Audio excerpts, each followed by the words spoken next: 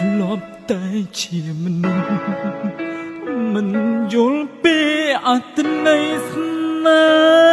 ហ៍ពេលមានអូនក្បែរបងមិនចេះថែរក្សាពេលបាត់បង់រូបជីវាទើបបងដឹងថាអូនពិតមានដុំឡៃមេឃកំពុងភ្លៀងហើយអូនអើយតើរងងាតែពេកគ្មានបងមកអើយ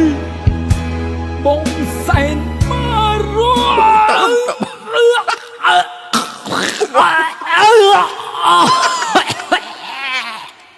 ចង់ដឹងតើអ្នកណាមួយលែងមើលតែស្រី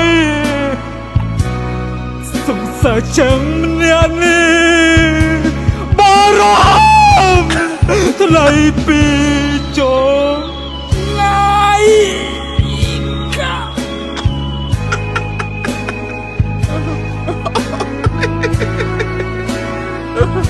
អូខវាបត់តាអូគុណ